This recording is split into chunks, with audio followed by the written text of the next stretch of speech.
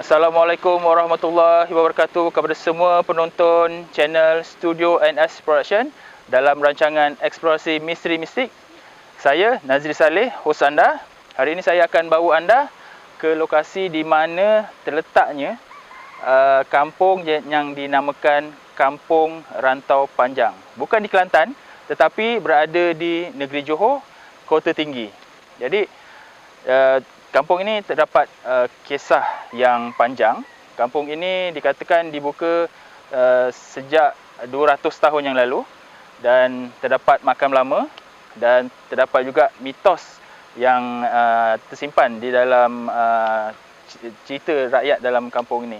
Jadi untuk mengetahui dengan lebih lanjut, saya akan bawa anda untuk kenalan dengan orang kampung kat sini dan saya akan bawa anda ke makam-makam lama untuk kita kenal berkenaan dengan kampung ni.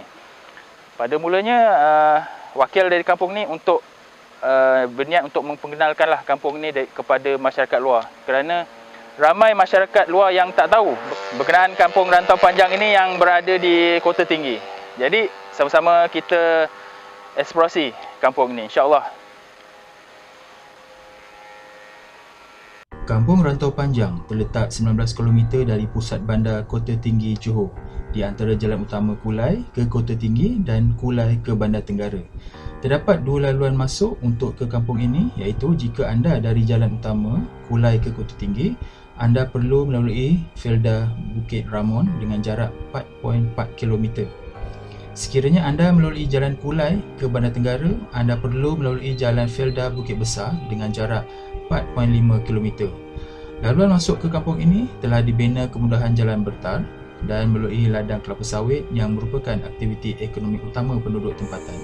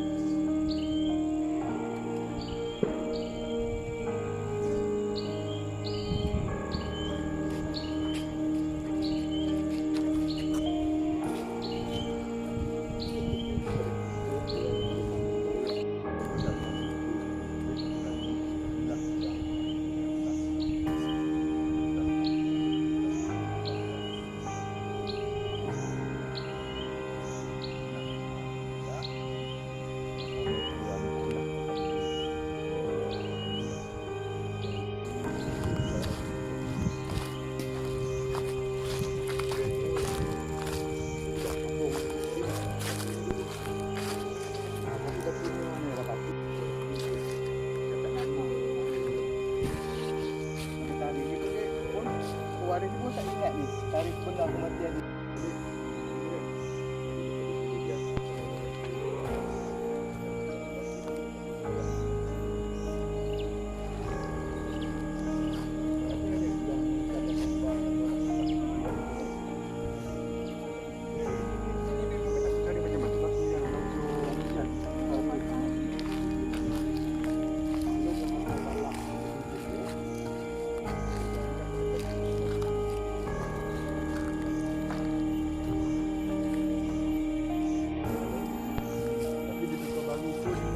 Zaman-zaman Mahat, bukan zaman kita, zaman Mahat. Kita kalau tahun-tahun kan mungkin kan.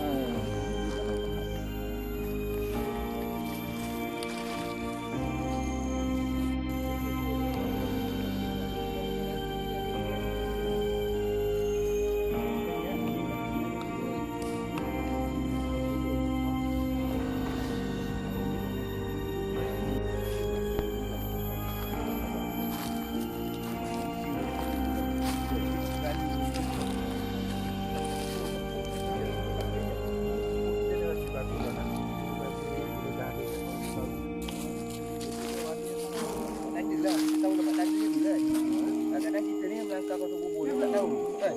Ada orang kat bawah kita nak buat di mana.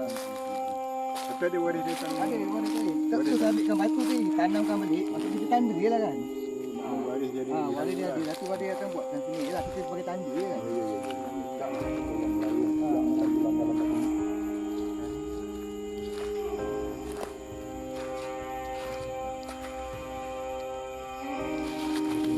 Itu bentuk bukan berlainan kan.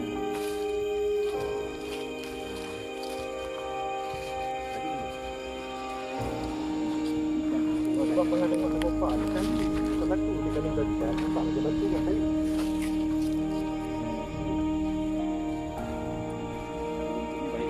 Bentuk dia lagi tapi mungkin dalam 30 tahun tu. Macam ni kepala lembing. Mungkin punya orang dia mungkin Ni ada tulisan kat sini ni. Rasa ni lisan asalnya ni. ya. Ada tulisan tu. Tapi tak dapat dibaca lagi Lam alif. Last kali apa tengah tu apa? Lam alif apa? Balik. Nanti balik. Gitu.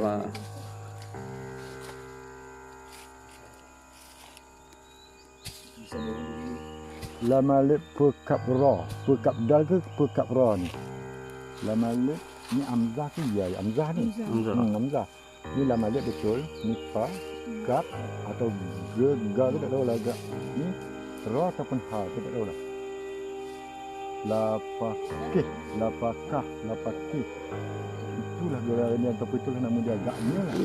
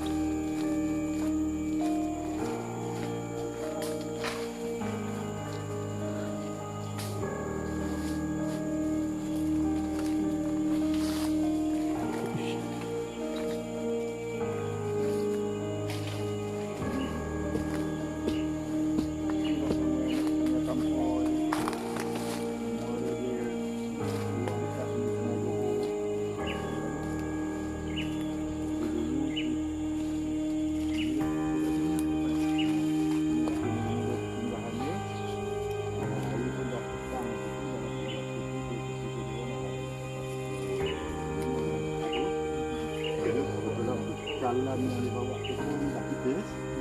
Kebetulan Kan tak ada tampoi.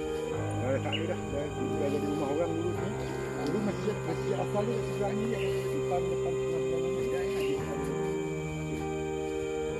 Yalah, nak wuduk senang. Kiri kanan ni jadi rumahan.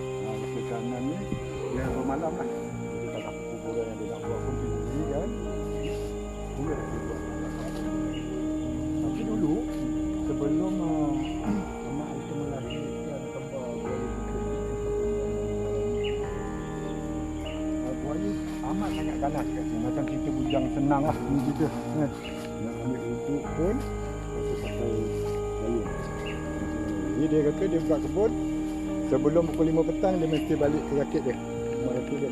Sebab memang macam anak kucing banyak dia hutang besar. Dia kata dia kalau nak mandi pula terpaksa ambil air tu masuk dalam bekas, tak boleh mandi di rumah. Buaya dah macam tak ada dalam timbul sana timbul. Ya. Ya. Jadi bila kata anak itu lahir, start daripada itu, buaya ni dah tak ada. Jadi anak cucu sekarang ni bebas lah. Jadi sejarah Kota Tinggi walaupun mati lemah dah 3 hari jenazah saya tak jumpa masih tak diusir oleh buaya. Sebab ni buaya tu. Ini kan macam ni.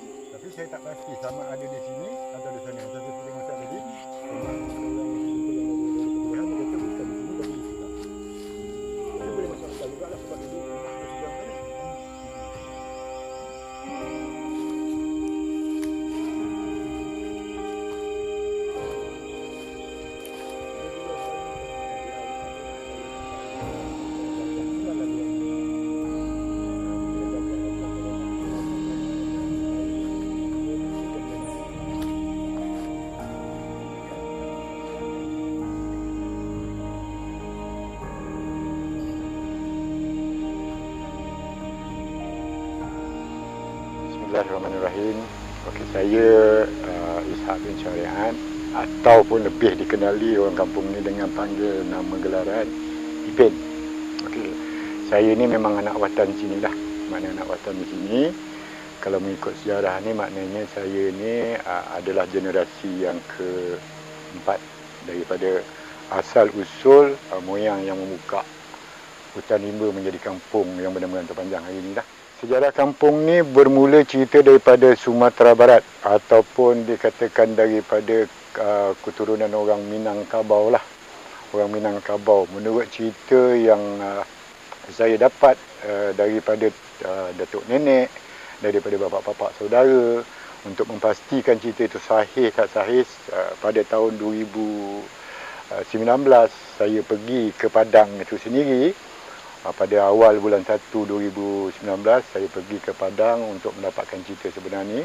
Jadi saya dapat cerita sebenar kampung ni diterokai oleh moyang saya bernama Maulah, ataupun setelah dia sampai ke sini dia tukar nama dia kepada Timbang Tahir pada tahun 1893. Tetapi yang sahihnya kampung ni didaftarkan secara rasmi oleh Kerajaan Negeri Johor pada tahun 1911. Jadi kekallah nama kampung ni Rantau Panjang. Dari mana dia dapat nama kampung Rantau Panjang ni, saya dapat dua cerita. Tapi yang mana satu yang sahih, saya tak pasti.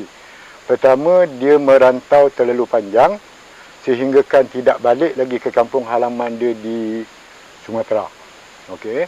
Yang kedua, daripada Sungai Tampoi itu tak dibawa ke hilir sungai, lebih kurang 2 batu. Daripada Sungai Tampoi bawa ke hulu sungai lebih kurang 2 batu. Maknanya kalau ikut kilometer sekarang ni dalam 5 kilometer lah agaknya. Dia tak ada berbelok-belok. Kalau Encik tengok sekarang ni, sungai ni tak ada lazim sungai. Macam ular kena pukul lah kan. Tetapi lebih kurang jarak, lebih kurang kata orang tu 4 ataupun 5 kilometer, dia tegak saja. Jadi dalam bahasa orang Minang ini dia panggil rantau. Jadi terlalu panjang rantau tu agaknya yang dia buka, dia terokai kampung. Maka itu pun salah satu sebab kampung ni dinamakan Rantau Panjang. Jadi dua sebab lah. Salah satu yang mana yang sahih saya tak pasti. Tapi yang pasti memang dia merantau dan tak balik lagi, sehingga pusara di seberang sungai ni yang kita tengok tadi, itu pusara dia lah yang mengasaskan kampung ni. Yang kedua, kita tengok pula bukti dia kepada kampung Rantau Panjang ni. Panjangnya rantau, tak ada selok-belok. Selok-belok.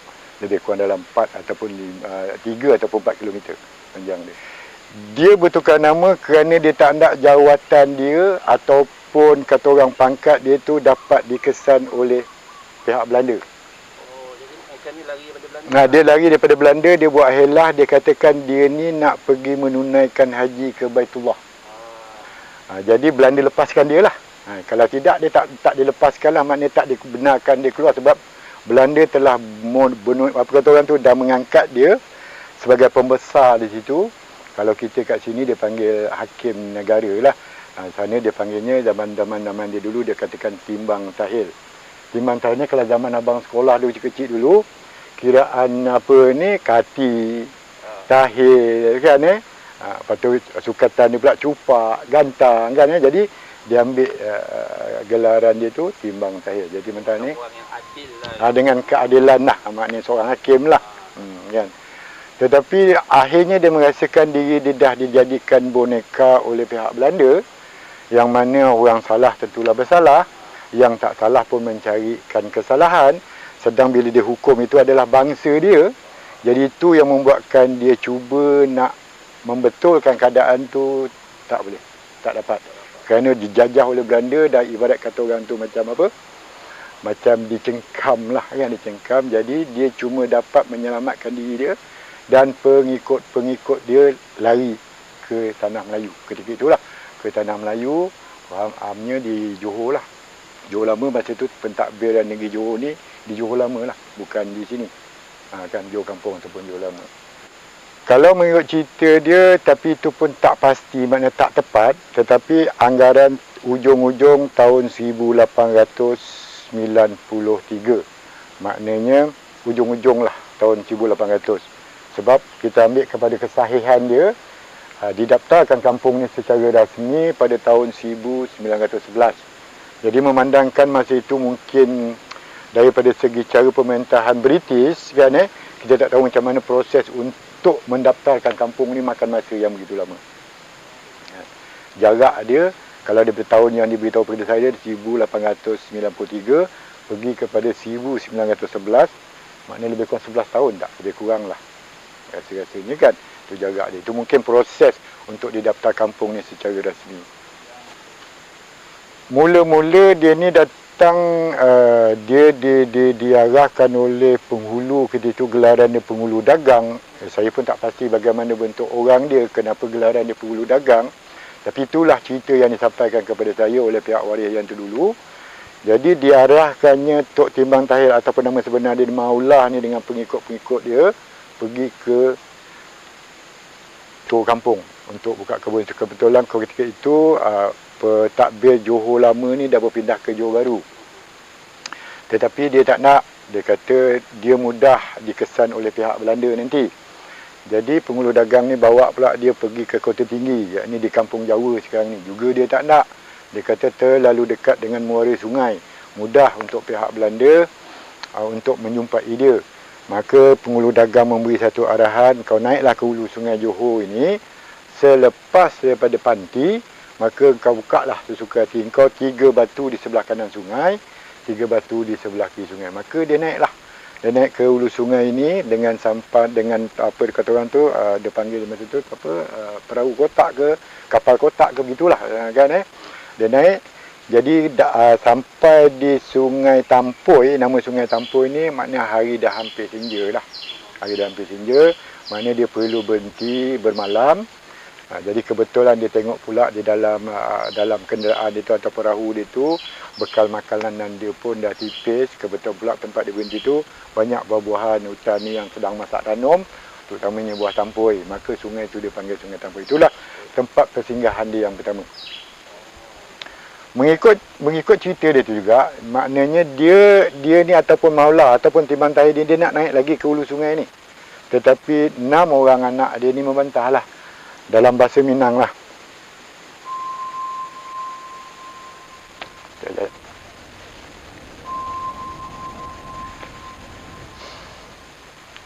Ini masalah kita ni. Rasa tak sedap badan.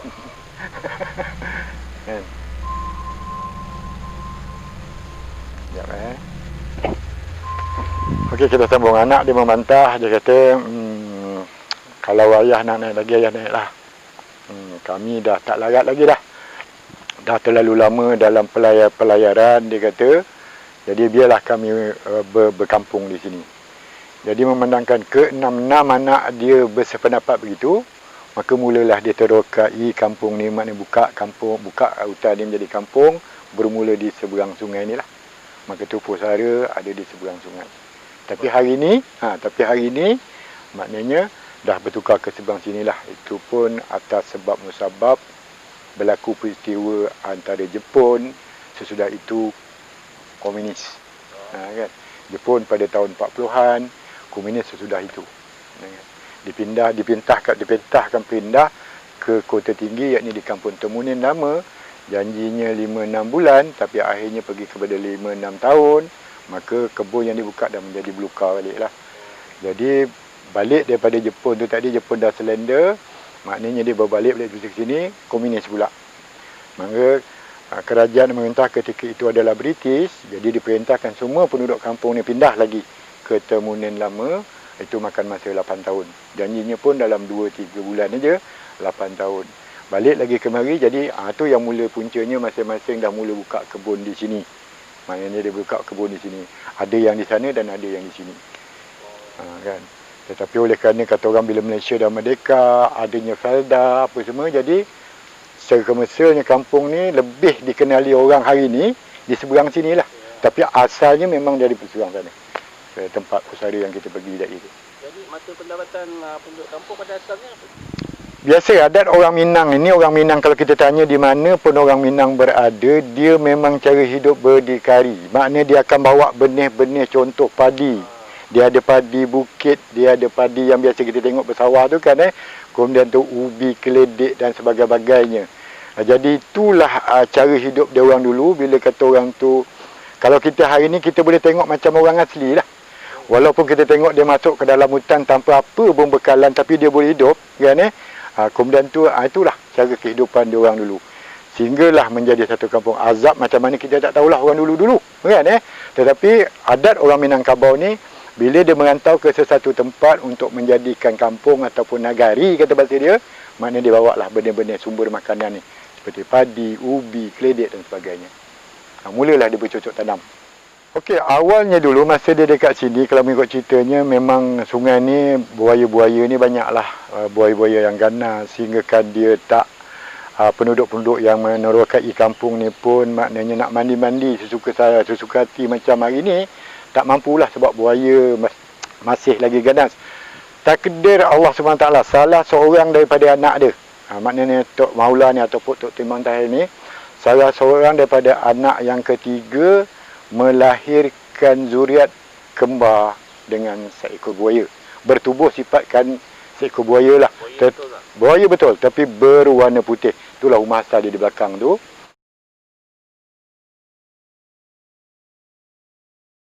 Jadi rumah orang zaman dulu, dia ada, dulu tak ada pipe lah, mandi di sungai. Kemudian di tangga depan tu dia buatkan satu kolah. Kolah ni maknanya tempat menyimpan air untuk basuh kaki, kan. Besar sangat, tidaklah mungkin dalam 6 kaki skoya gitu. Setinggi dalam 3 ataupun 4 kaki untuk menyimpan air hujan ni untuk membasuh kaki. Orang zaman dulu kan pakaian dia, selipar apa ni pun tak ada. Kebanyakannya dia berkaki ayam. Jadi bila dia nak naik ke rumah tu, dia basuh kaki kat situ lah. Okay. Jadi lahirnya anak dia ni tadi, maka seorang adalah manusia biasa bernama Rahmat ataupun lebih dikenali dengan panggilan Usop. Dan seorang lagi bertubuh dan sifatkan seekor buaya yang putih seperti kapas, dan dinamakannya Jalani. Dan buaya ni dia adalah mentor dia, cerita dia sejarah zaman saya kecil dulu, dan masih lagi keluarga dia, mana anak cucu dia masih dapat lihat dan bagaimana dia bermain dengan ayah dia, bagaimana dia menyelamatkan ayah dia ketika banjir. Ayah dia pergi tengok luka ataupun sera, kemudian sampan itu karam, jalur itu karam. Kemudian anak dia ni yang buaya ni membantu bapa dia, sehingga bapa dia tak jadi masalah dengan air yang begitu dalam, yang begitu deras. Banyaklah mentor-mentor cerita tu, tapi nak saya buktikan memang tak mampu. Tapi kalau cerita daripada anak-anak dia, cucu-cucu dia yang ada hari ni, memang banyak pengalaman dah. Inilah Hulu Sungai Johor ni, sejarah buaya putih. Buaya putih ni dia cepat besar. Okey. Dia punya cerita dia itu, ayah dia sendiri cerita lah.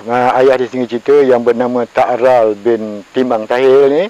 Dia bercerita, dia kata, pakcik engkau dulu, dia kata, masa lahir je, tu pengkalan tempat mandi tu, dia kata atuk pasang, dia buat macam kata orang tu pagar gate.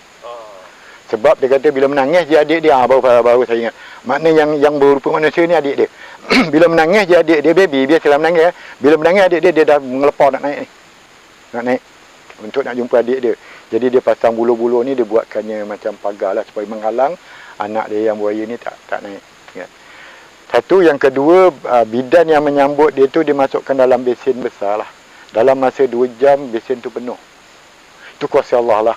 Kuasa Allah makna buaya tu begitu pantas membesar, memanjang.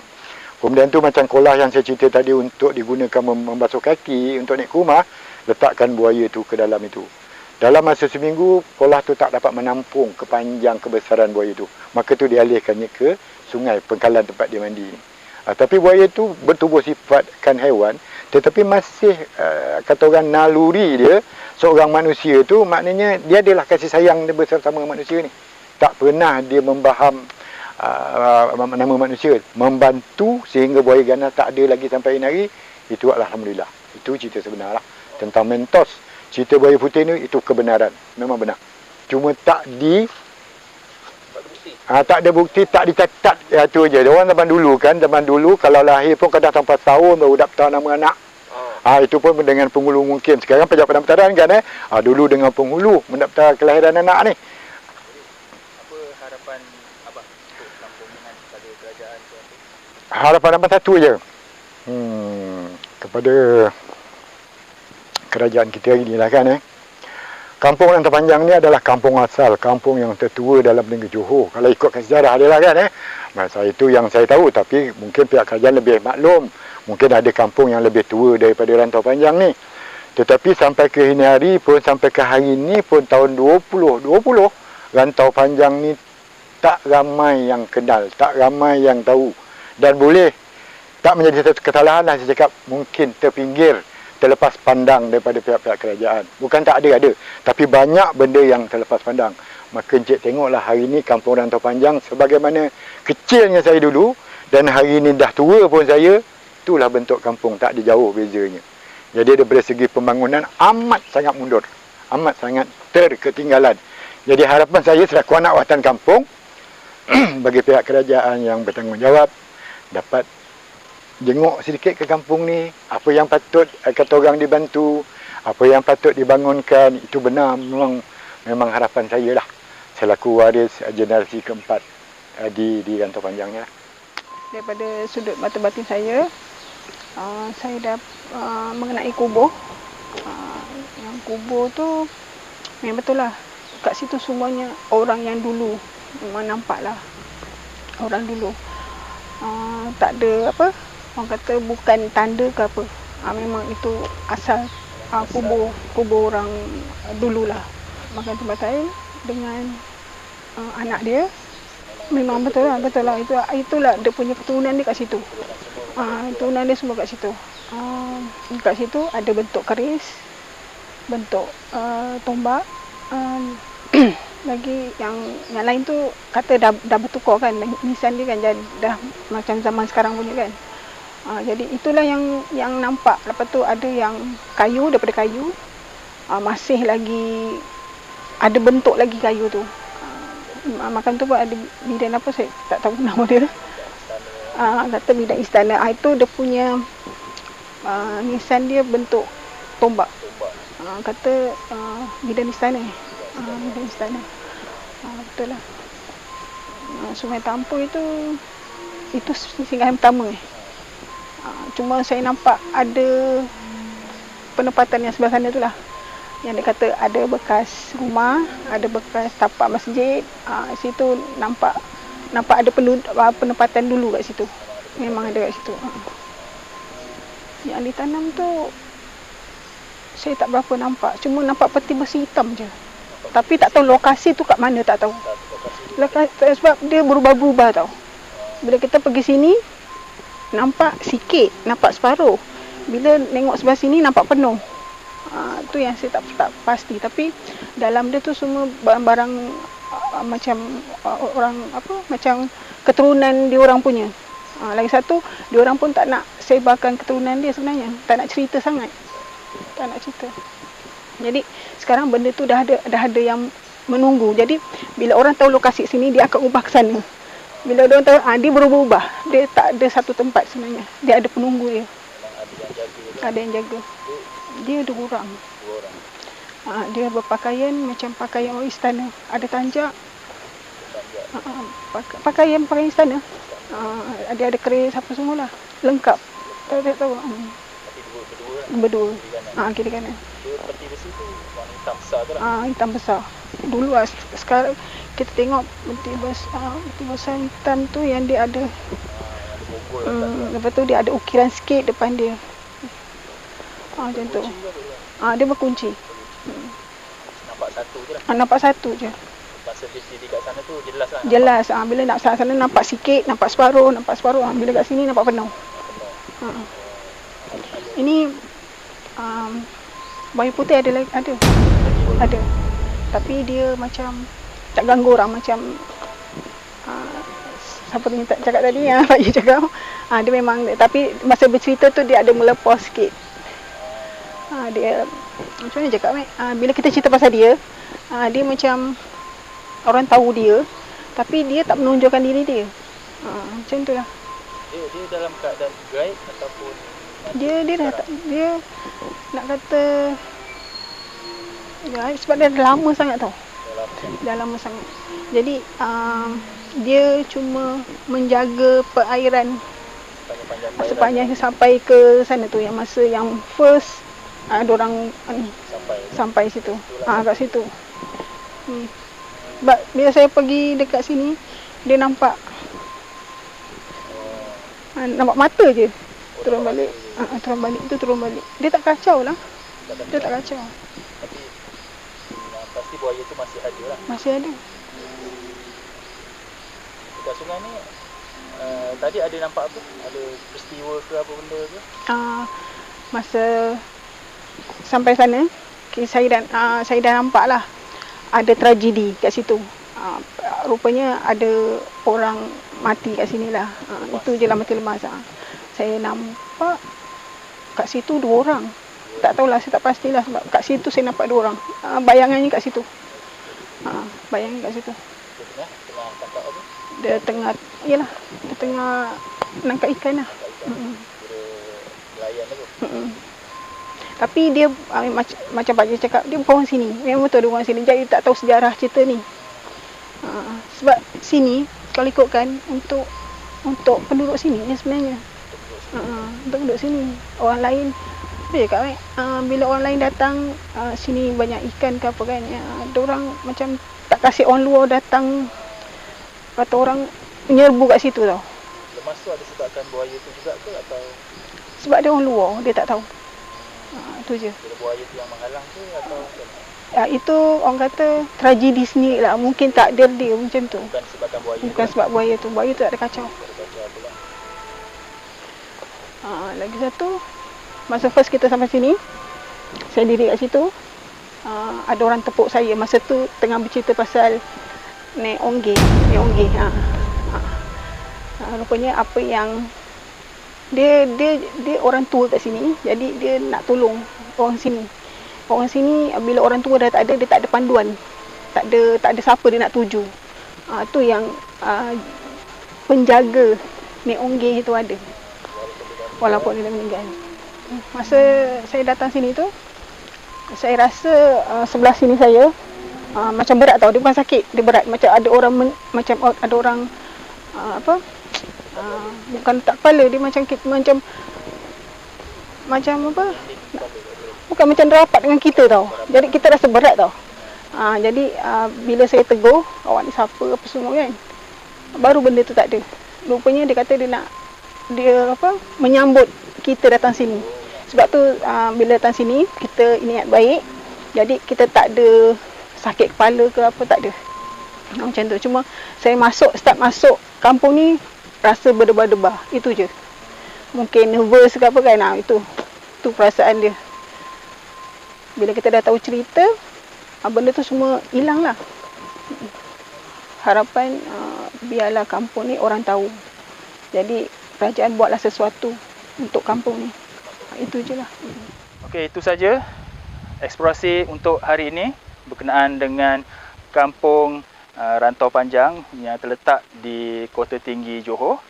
Diharap perkongsian ini dapat memberi penerangan dan pengetahuan kepada anda semua. Jangan lupa untuk like, share dan subscribe video ini. Kongsi kepada semua, kepada rakan-rakan dan keluarga anda supaya semua orang mendapat manfaatnya. Jangan lupa juga jangan skip iklan supaya dapat bantu saya dan tim untuk membuat eksplorasi yang lebih menarik pada masa akan datang. Dan sekiranya anda berminat untuk dapatkan t-shirt eksplorasi Misteri Mistik ini, boleh beli di Shopee. Jadi itu saja untuk eksplorasi hari ini. Jumpa kita di eksplorasi yang akan datang yang lebih menarik, insya-Allah. Assalamualaikum.